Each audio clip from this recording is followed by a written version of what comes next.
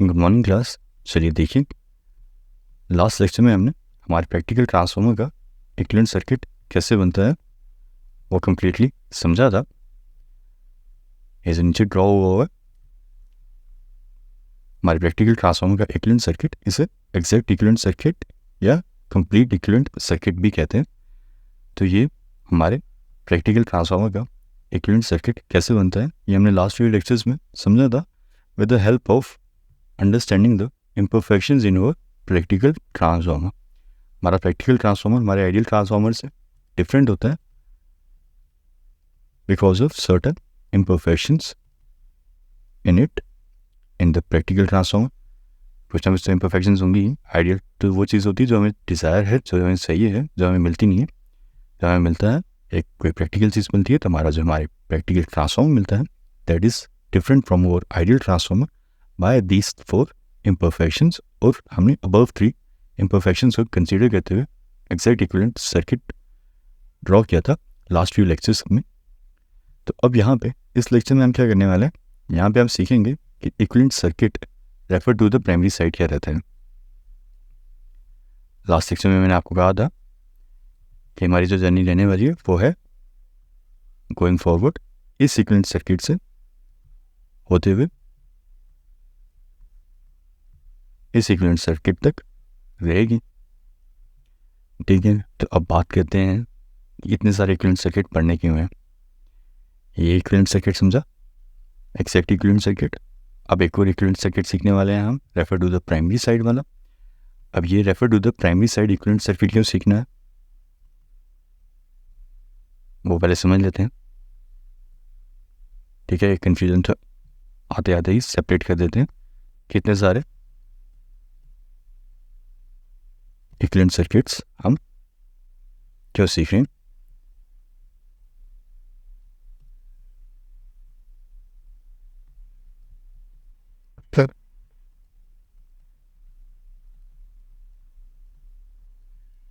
देखिए, हम हमारे इक्विवेलेंट सर्किट किसी भी इलेक्ट्रिकल इंजीनियरिंग डिवाइस के लिए बनाते हैं तो क्यों बनाते हैं। इलेक्ट्रिकल इंजीनियरिंग डिवाइस कौन से हो गए, induction motor, transformer, DC generator, DC motor. हम इन सारे सर्किट्स के लिए, इलेक्ट्रिकल डिवाइसेस के लिए इक्विवेलेंट सर्किट बनाएंगे जस्ट फॉर द रीज़न ताकि हमें किसी भी तरह का फॉर्मूला नहीं याद करना पड़े। So for only this reason हम यहाँ पे इक्विवेलेंट सर्किट बनाते हैं और इक्विवेलेंट सर्किट पे इजीली लूप एनालिसिस या नोडल एनालिसिस का इस्तेमाल करते हुए किसी भी तरह का क्वेश्चन या आंसर करते हैं। जो भी हमसे पूछा गया है हम वहाँ पे सॉल्व करते हैं only with the help of loop and nodal analysis. और इक्विवेलेंट सर्किट इस तरह से हमें हेल्प करते हैं to not to remember the formula. तो गोइंग फॉरवर्ड पावर सिस्टम में भी आप आएंगे, वहाँ पे भी आप फॉल्ट एनालिसिस वगैरह पढ़ेंगे तो वहाँ पे भी आप देखेंगे either you have a choice to remember the formulas or you have a choice to remember the equivalent circuit and apply the loop or nodal analysis on it, and same will be happening for the measurement devices too, wattmeter वगैरह। जो भी वहाँ पे भी हम devices देखेंगे measurement subject में, वहाँ भी हमारे पास ओपन चॉइस रहेगी। either we remember the formulas or we simply remember the equivalent circuit and know how to apply the loop and nodal analysis on them, और easily हमारे जो भी क्वेश्चन आंसर पूछा गया है वो सिंपली सॉल्व कर लें easily। तो यहाँ पे हम क्लियर कर लेते हैं कि इक्विवेलेंट सर्किट पढ़ाया क्यों जाता है, so that we can easily apply loop and nodal analysis and do our Q&As। और फॉर्मूला में याद रखने की ज़रूरत ना पड़े क्योंकि अदरवाइज ये हर एक इलेक्ट्रिकल डिवाइस के लिए आप फॉर्मूलाज याद करने लगोगे तो चीज़ें मुश्किल हो जाएंगी, आपको इलेक्ट्रिकल इंजीनियरिंग अननेसेसरली टफ लगना शुरू हो जाएंगी। तो इतने सारे फॉर्मूलाज याद करना किसी भी के लिए आसान नहीं होता।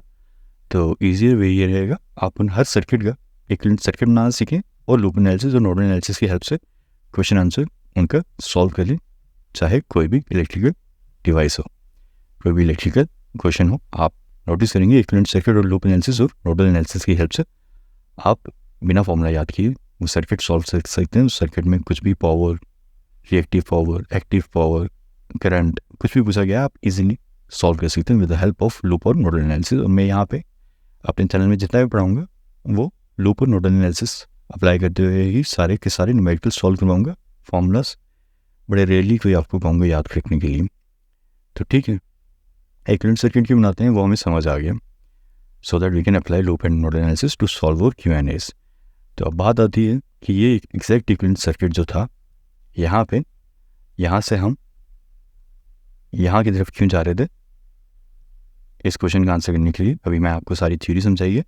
क्योंकि जो ये वाला इक्विवेलेंट सर्किट है यहाँ पे बीच में ट्रांसफॉर्मर एक्शन है, यहाँ पे लूप एनालिसिस और नोडल एनालिसिस अप्लाई करना और अपना किसी भी तरह का पावर का करंट का क्वेश्चन का आंसर निकालना मुश्किल हो जाएगा।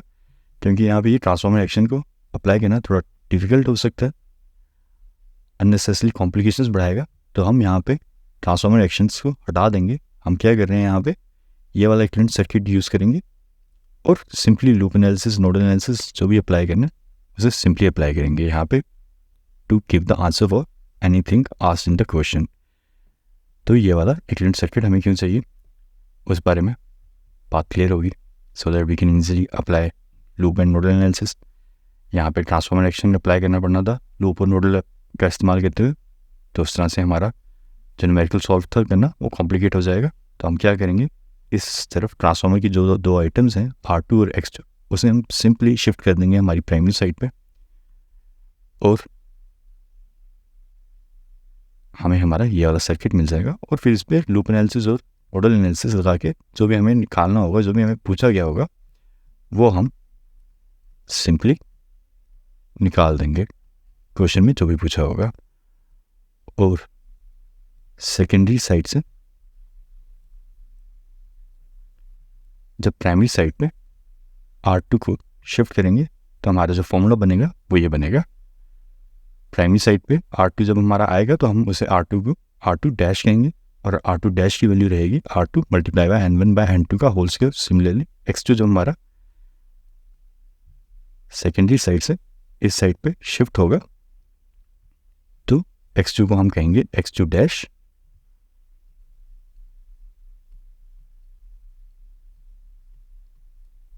X2 डैश, और उसकी value will be given by this formula old R2 value multiply by N1 by N2 का होल स्क्वायर।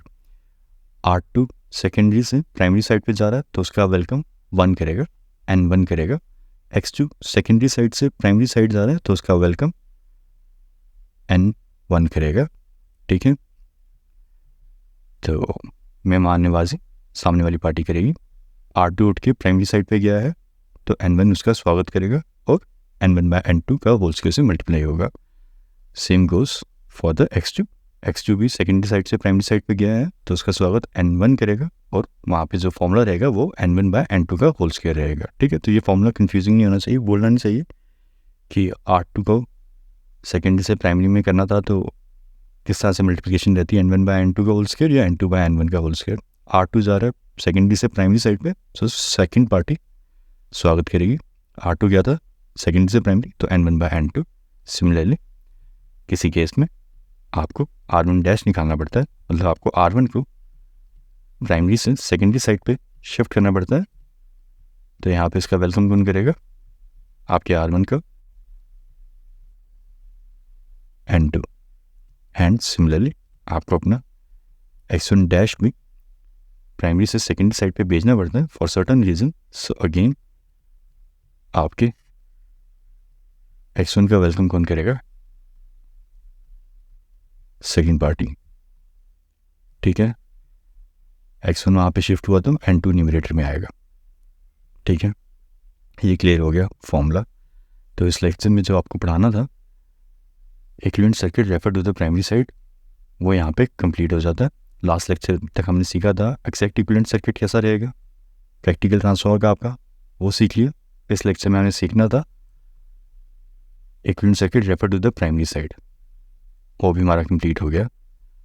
अब यहाँ पे जो एक सिंपल चीज़ रहती है, जिस बच्चे को यहाँ पे लेक्चर ख़त्म करना है वो ख़त्म कर सकते हैं। अभी आगे मैं यहाँ पे फर्दर डेरिवेशन कराने वाला हूँ। बड़ी आसान सी डेरिवेशन है, जिस स्टूडेंट को लगता है, यूजुअली स्टूडेंट्स डेरिवेशन देख के भाग जाते हैं, तो स्टूडेंट को लगता है कि उसको डेरिवेशन की ज़रूरत है, वो जानना चाहता है या उसके आगे एग्जाम में रिक्वायरमेंट रहेगी डेरिवेशन, तो यहाँ देख ली कि R2 dash will be equal to R2 multiply by N1 by N2 का होल स्क्वायर मैंने बोल तो दिया, बट ये हुआ कैसे, ये एग्जैक्ट फॉर्मूला बना कैसे। And same goes for X2 dash को मैंने बोल तो दिया, it will be equal to X2 multiply by N1 by N2 का होल स्क्वायर। तो ये मैंने बोल तो दिया, बट स्टेट तो कर दिया, बट इसे प्रूफ नहीं किया। ये बना कैसे, बहुत सिंपल सी डेरिवेशन है।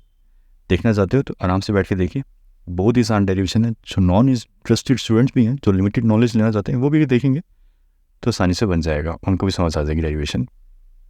देखिए, आपका R2 सेकेंडरी साइड पे बैठा था, उसको करंट मिल रही थी I2, ठीक है। हम वहाँ पे वो आपका R2 सेकेंडरी साइड पे बैठ के क्या कर रहा था, हीट जनरेट कर रहा था, ठीक है, गर्म कर रहा था। तो हमने क्या दिया, हीट लॉस कर रहा था आपका R2 सेकेंडरी साइड पे बैठ के। अब हमने आपका R2 को प्राइमरी साइड पे अगर शिफ्ट किया है, और आपके R2 को प्राइमरी साइड पे करंट क्या मिल रही है, I1 डैश।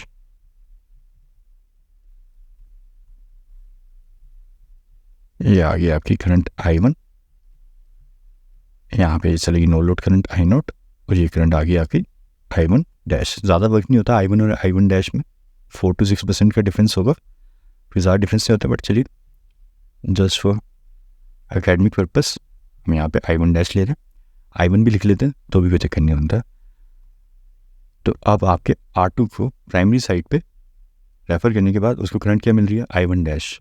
आपके R2 का काम क्या था, हीट लॉस करना, हीट क्रिएट करना। रेजिस्टर हीट ही करता है क्रिएट, और कुछ नहीं करता। तो अब उसको क्या करना है, आपको R2 डैश को जो आपकी प्राइमरी साइड पे आया है, उसे क्या करना है, उसको बराबर उतनी हीट प्रोड्यूस करनी है जितनी वो बीइंग एट सेकेंडरी साइड पे टेकिंग I2 करंट लेते हुए जितनी हीट प्रोड्यूस कर रहा था, उतनी हीट उसे अब प्राइमरी साइड पे भी हीट प्रोड्यूस करनी है। सो प्राइमरी साइड पे R2 डैश करंट मिल रही है I1 dash, these two equations should be equal. Heat loss is given by I square R. तो अभी हम यहाँ पे R2 डैश की वैल्यू निकाल लेंगे। क्या बनेगी आपकी R2 डैश की value, I2 divided by I1 dash का स्क्वायर, ये आ गया। And then as we know N1 by N2 is equal to I2 by I1, as you know that, so we can simply say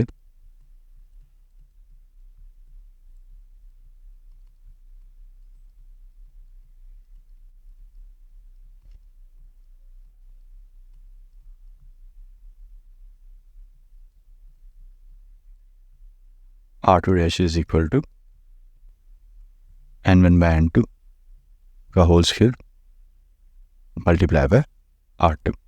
ये above fact statement का proof आ गया। Easy था। Heat generation दोनों side पे same रहेगी, आई square all losses. आपका R2 secondary side से primary side पे शिफ्ट होता है, तो उसको जो आई स्क्वायर ऑल लॉसेस हैं वो एकदम बराबर देने, तो उस हिसाब से हम हमारी डेरिवेशन कर लेंगे। अब बात आ जाती है सिमिलरली आपकी रिएक्टेंस की। रिएक्टेंस आपका X2 वो वहाँ पे सेकेंडरी साइड पे बैठ के क्या कर रहा था, लीकेज फ्लक्स क्रिएट कर रहा था।